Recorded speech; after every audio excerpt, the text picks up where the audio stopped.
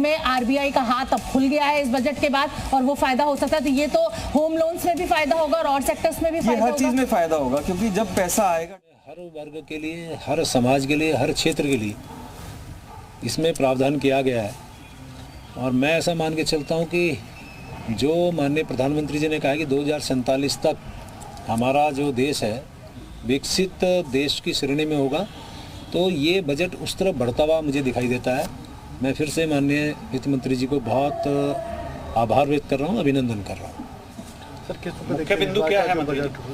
देखिए, आप देखिए कि इसमें लगभग हर क्षेत्र को फोकस किया है। जैसे मैंने कहा, यदि मैं कृषि की बात करूं, किसानों की बात करूं, तो धन धान्य कृषि योजना जो एक ऐसा होगा कि पूरे 100 जिलों में देश के, उसमें इसको लागू किया जाएगा।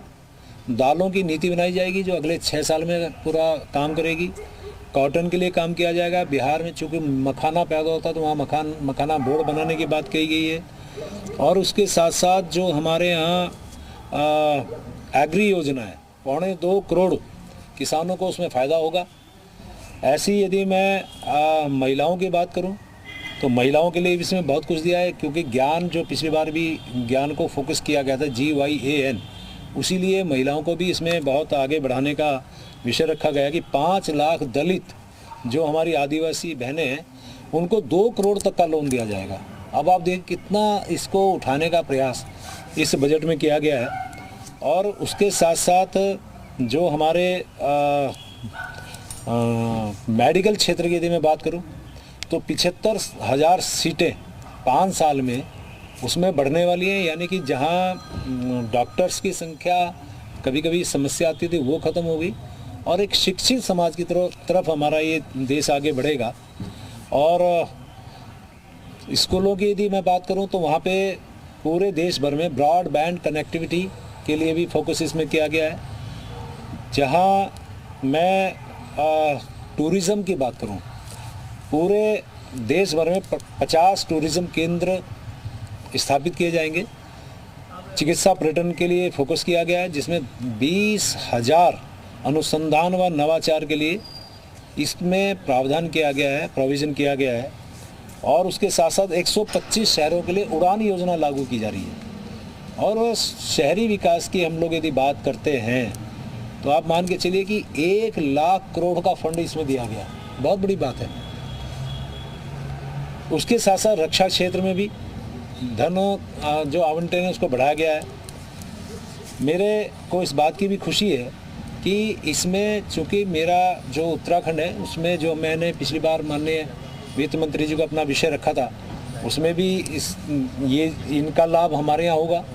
और विशेषकर जो जल जीवन मिशन है जिसके लिए हमने कहा था कि समय बढ़ना चाहिए और उसको 2028 तक बढ़ाया है।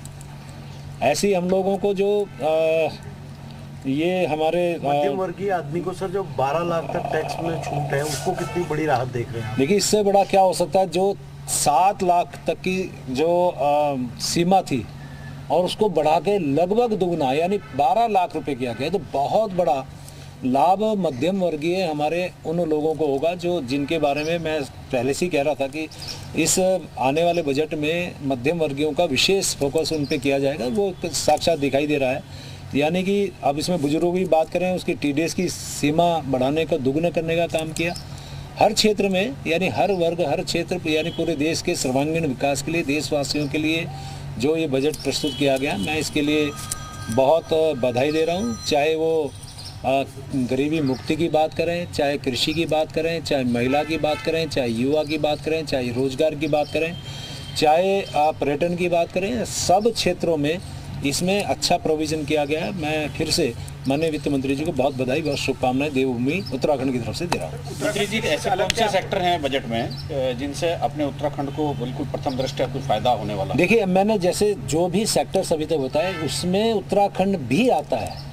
यानी कि मेरे उत्तराखंड को उसमें फ़ायदा हो ही रहा है। और विशेष रूप से यदि आप बात करें, जो मैंने आग्रह किया था अपने उत्तराखंड के लिए, उसमें जो है हमारे जो जल जीवन मिशन है, जल जीवन मिशन का हमने मांग की थी कि इसे 2028 तक किया जाए, यानी बढ़ाया जाए, 2028 तक बढ़ाएगा। ये हमारे अपेक्षा अनुरूप है।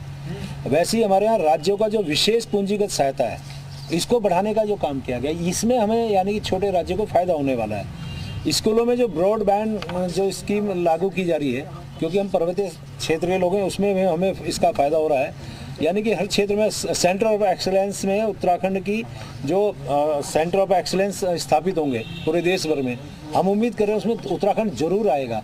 यानी कि उत्तराखंड के प्रपेक्ष में भी इसमें अच्छे प्रावधान किए गए, अच्छे प्रोविजन किए गए।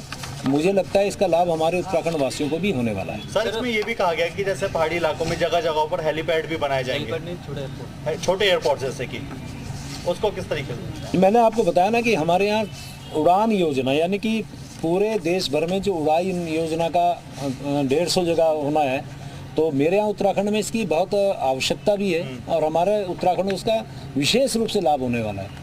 क्योंकि आप देखें, टूरिज्म की भी बात करें तो टूरिज्म के लिए भी उन्होंने जो बातें कही है, 50 टूरिज्म केंद्र खोलने हैं, तो निश्चित रूप से मेरा उत्तराखंड तो टूरिज्म क्षेत्र में पहले से ही जनता का पहली पसंद रहा है, यानी देशवासियों के लिए पहली पसंद रही है। तो वो तो चलिए, आप सुन रहे थे उत्तराखंड के वित्त मंत्री प्रेमचंद अग्रवाल को, वो बता रहे थे क्या फायदा क्या नुकसान। और सबसे बड़ी बात है, टैक्स स्लैब को लेकर सभी लोग तारीफ कर रहे हैं, क्योंकि सरकार टैक्स स्लैब माफ कर दिया 12 लाख तक।